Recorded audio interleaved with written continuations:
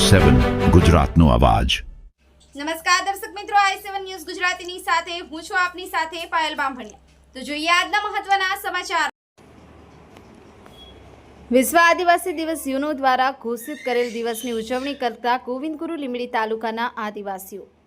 મળતી માહિતી મુજબ ગોવિંદગુરુ લીંબડી તાલુકાના વિસ્તારના ગામોના આદિવાસીઓ પોતાની રૂઢિ અને પ્રથા મુજબનો વેશભૂષા ધારણ કરી બિરસા ચોક ચાકલિયા રોડથી શરૂઆત કરી ઢોલ વાજાના તાલે શાંતિથી ઝૂમતા ઝૂમતા સુભાષ ચોક થઈ દાહોદ રોડ અને પછી ગોધરા રોડ સુધી રેલી સ્વરૂપે રેલી કાઢવામાં આવી હતી। દાહોદ રોડ પર આદિવાસી પરિવારના દાહોદ રોડના સહયોગથી જમણવાર ગોઠવવામાં આવ્યો હતો। આયોજકો દ્વારા પોતાના વ્યવસ્થા માટે યુવાનોને પોલીસ કર્મચારીઓને સહકાર આપી રહ્યા હતા। કોઈ અનિચ્છનીય ઘટના ન બને તેની પોલીસ અને આદિવાસી પરિવારના વોલેન્ટિયરો દ્વારા વ્યવસ્થા ગોઠવી દેવામાં આવી હતી। શાંતિપૂર્ણ માહોલમાં લીમડી પરિવારના સ્થાનક પર જઈ રેલીની પૂર્ણાહુતિ કરવામાં આવી હતી। લીંબડી પોલીસ સ્ટેશનના પીઆઈ શ્રી વસંતભાઈ પટેલ અને પીએસઆઈ ડીડી ભગોરા અને તેમની ટીમ સાથે સજ્જ અને સતર્ક રહી ફરજ નિભાવી રહ્યા હતા। કોઈ અનિચ્છનીય બનાવ ન બને તેની તકેદારી રાખી રહ્યા હતા। Bureau chief Kalubhai Damor, i7 news Gujarati, Dahod. નમસ્કાર દર્શક મિત્રો, i7 માં આપનું સ્વાગત છે। આપ નિહાળી રહ્યા છો i7 ન્યૂઝ ગુજરાતી, ગુજરાતનો અવાજ।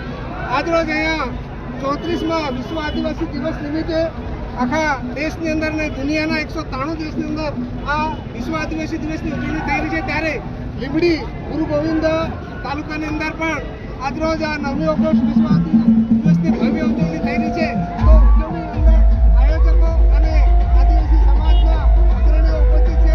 તેઓને આજના દિવસ વિશે આપણે આ દિવસનો મહત્વ વિશે પૂછવા માંગીશું। સૌથી પહેલા આ લીંબડીના કાર્યક્રમના આયોજક એવા ભાઈશ્રીને પૂછવા માંગીશું આપના નામ સાથે।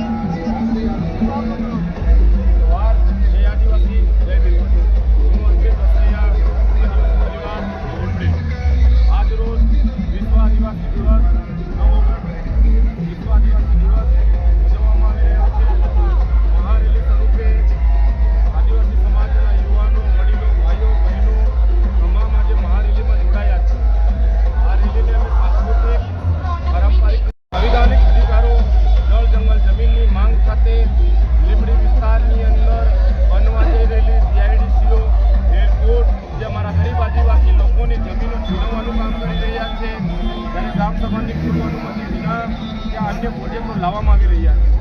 આજ દિન સુધી આઝાદીના 78 વર્ષ થયા।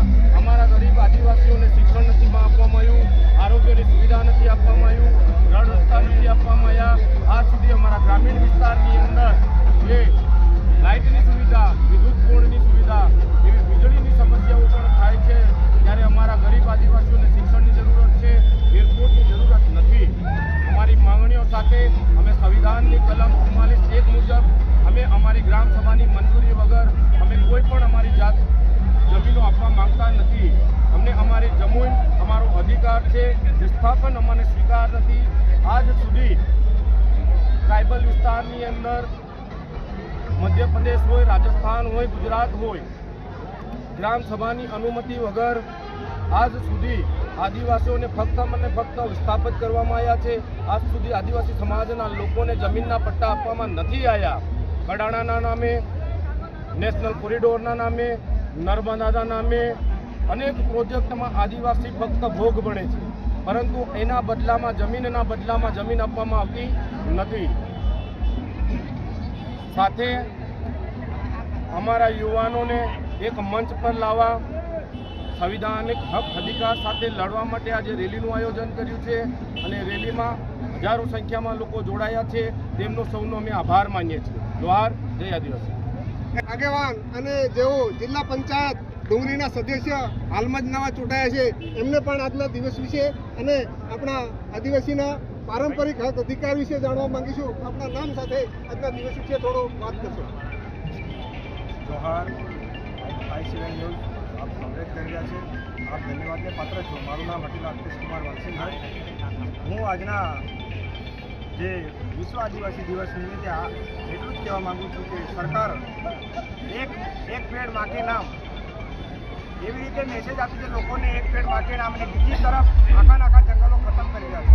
આદિવાસીના આખા પટ્ટાઓ ખતમ કરી રહ્યા છે, રેલના નામે ખતમ કરી રહ્યા છે, જેઆઈડીસીના નામે કોરિડોર, નેશનલ હાઈવે હોય। અમે સરકારને એવું કહેવા માંગીએ છીએ કે ભાઈ અમને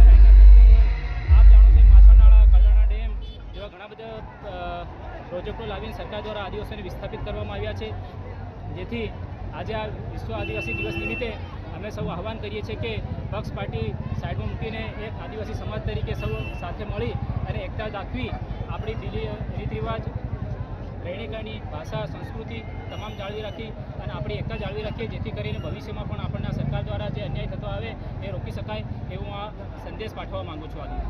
ધન્યવાદ. તો આ હતા આજના દિવસે આપણા 9મી ઓગસ્ટના ઉજવણી કાર્યક્રમમાં ઉપસ્થિત આદિવાસી સમાજના અગ્રણીઓ. આ સાથે આજે અહીંયા કેમેરામેન સંજય બાબુ સાથે રિપોર્ટર દીપસિંહ બારિયા.